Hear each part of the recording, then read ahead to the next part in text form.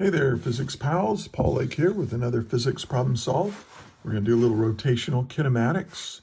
We're going to find angular velocity, angular position, and from a non-linear angular acceleration. Couldn't fit it all in one line there, but this is all angular rotational motion. And these are the concepts we're going to use. We definitely need to know the definition of how to get instantaneous angular displacement, angular velocity, and angular acceleration. What are the relationships between them?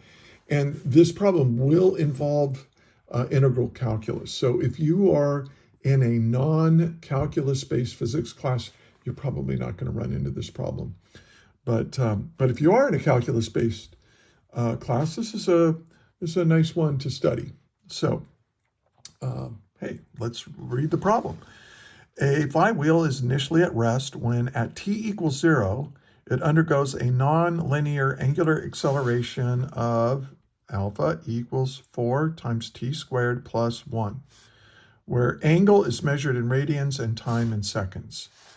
A, rewrite the equation for the angular acceleration, showing the appropriate units with the constants. And B, determine the angular acceleration, angular velocity, and change in angular position at t equals 2 seconds. This requires integral calculus to do. Okay, so pause the video right now and try to work this yourself. And then unpause the video and check your work with mine. See how you do. And okay, so let's get started. So here's what's given. The angular acceleration of this flywheel is given by 4.00 t squared plus 1.00, and where angle is made, we want this in radians and seconds. Those are the units we're going to use. And then it says it starts initially at rest. So that means that the initial angular velocity at time t equals 0 is equal to 0, which is going to come in quite handy. All right, and then find. So A is we want to rewrite alpha as a function of t with units. So we want to put units in that equation. And then B, we want to find the angular acceleration at 2 seconds. We want to find the angular velocity at 2 seconds, and we want to find the change in angular position at 2 seconds. Okay, all right.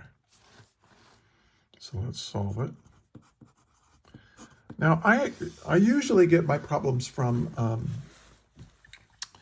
old textbooks, but also from students who send me problems they'd like me to work.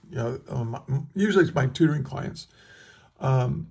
And if you look in the description, there are more links to more problems like this, lectures, and also a link on how to get a hold of me if you would like a physics tutor.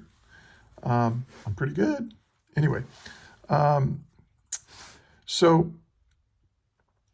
was I saying? Oh, but I'll see problems like this, and I don't written like this in textbooks, and it drives me nuts because I want to see units with numbers. I call these naked numbers, and I don't like naked numbers. I want to see them dressed up with units. Okay, keep them decent.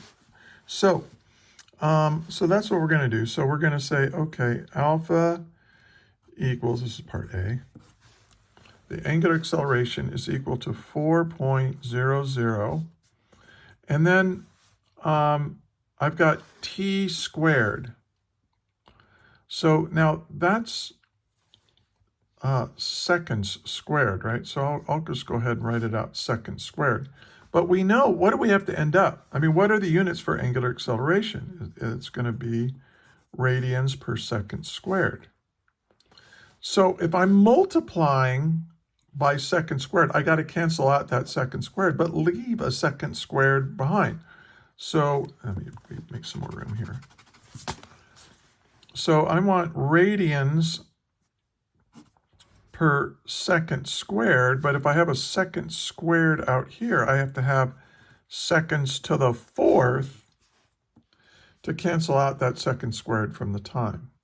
So we're going to have 4 radians per second to the fourth in front of this constant. And then this 1, well, that's just going to be radians per second squared, right? Let me write out the whole thing, and I think you'll see what I mean. 4.00 radians per seconds to the fourth times t squared. See, now when you put in seconds there, the seconds squared will cancel the seconds to the fourth, leaving radians per second squared. Wow. All right, which is what we want. And then this is going to be 1.00, just radians per second squared. And that's my answer for part A. Okay. And then for part B, we want the angular acceleration, angular velocity, and change in angular position at 2 seconds. All right, so here's the thing. What do we know? What's the definition of angular acceleration?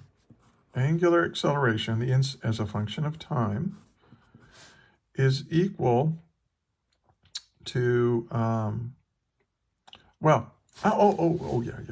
got to do that first. I'm sorry. We want it. What is the acceleration at 2 seconds? So I'm going to do this, 4.00 radians times second to the fourth times 2 seconds squared. And that's going to, and then plus 1 radian per second squared. And so the angular acceleration at 2 seconds,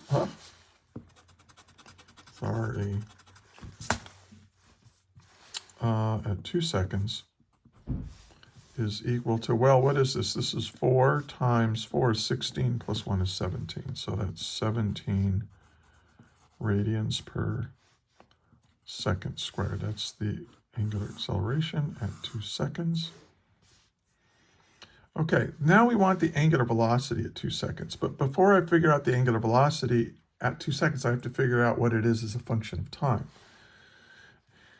And we know that angular acceleration as a function of time is equal to the time derivative of angular velocity, right? Angular acceleration is the rate of change of angular velocity. That's what that's saying in the language of calculus. But, you know, the fundamental theorem of calculus and all that, hopefully you, by now, by this time in the semester, if you're taking calculus concurrently with physics, you know how to take an integral. So I'm going to say, all right, well, a little tiny change in angular velocity is equal to angular acceleration as a function of time times a little tiny time.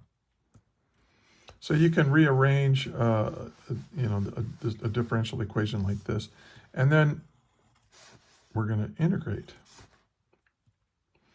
Okay, now and we're going to go from 0 to, omega naught to omega final, and this is from t. We're integrating with respect to t here. I'm going to take that t out because that's confusing. This is just d omega. It is a function of time, but that'll come out on the right side of the equation. And what is time? We're going from 0, let's just say some arbitrary time t, and this will give us an expression for the angular velocity as a function of time, and then we'll plug time in to get our specific value.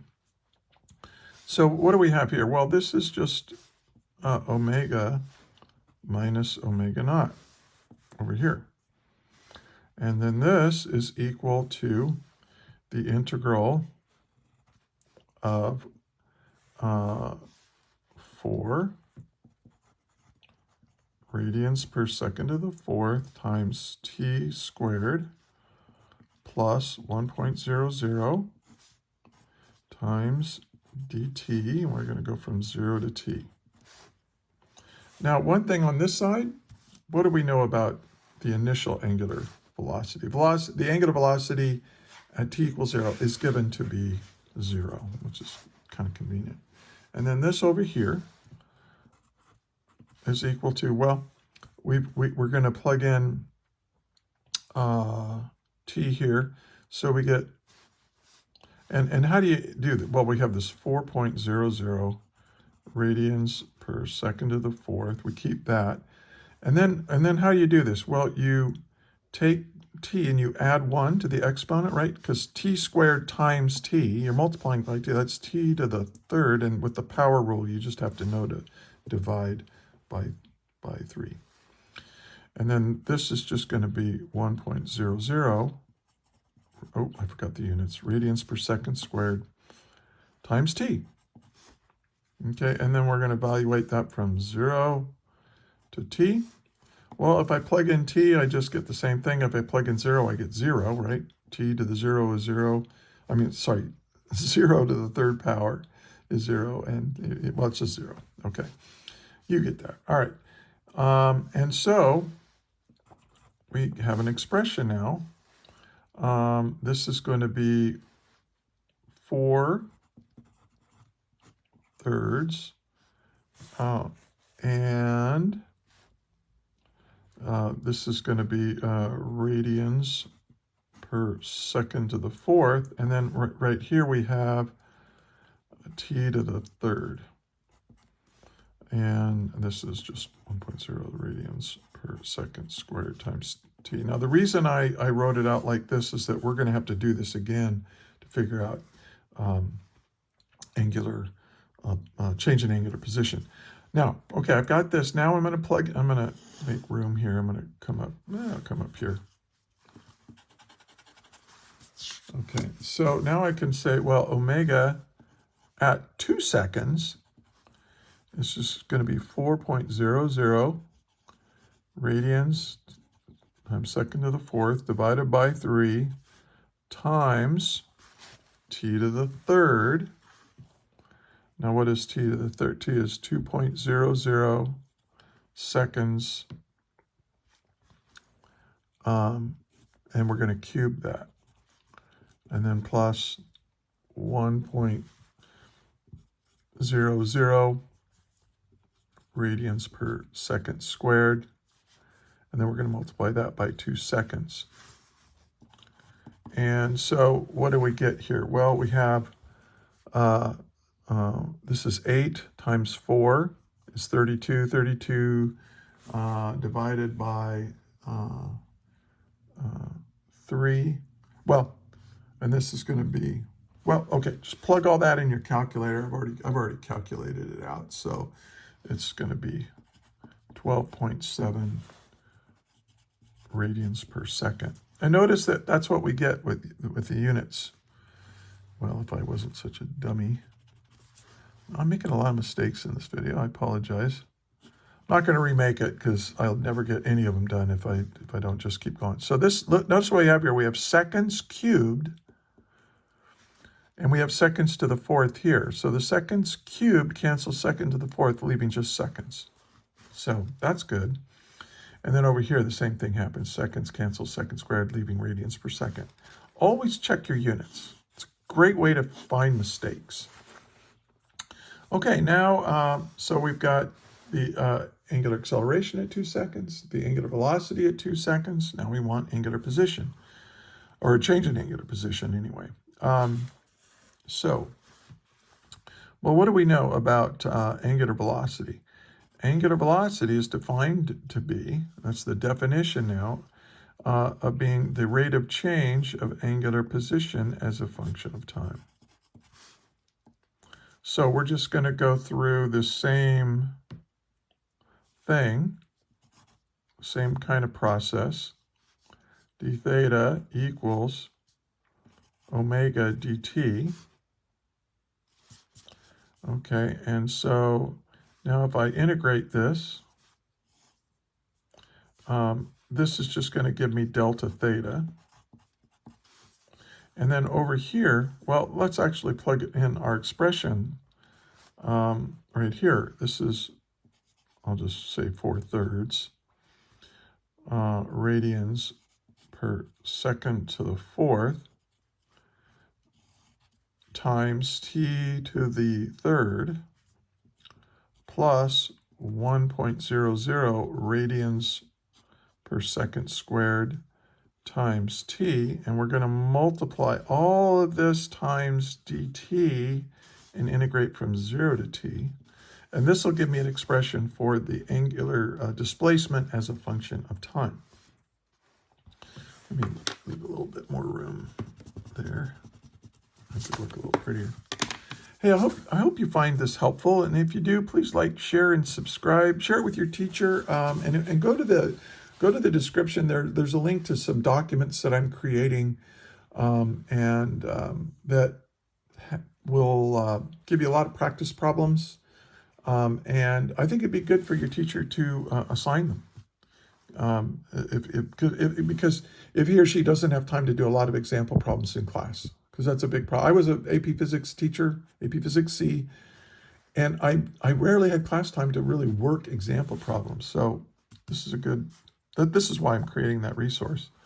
Okay, so delta theta is equal, well, we've got the 4/3 here, right? Radians per second to the 4th. And then t cubed times t is t to the 4th divided by 4, right? That's that power rule.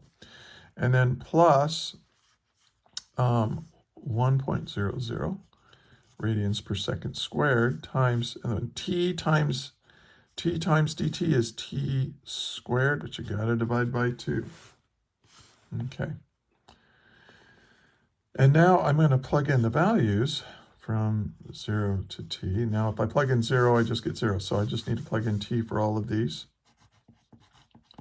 And now I can just say, okay, at 2, let's just plug in, save a little time here. Just plug in 2 seconds. So this is going to be 4/3. Oh, and look at the 4 cancels. That's kind of nice. Let me just get rid of that. And this is t to the 4th. So this is, I'll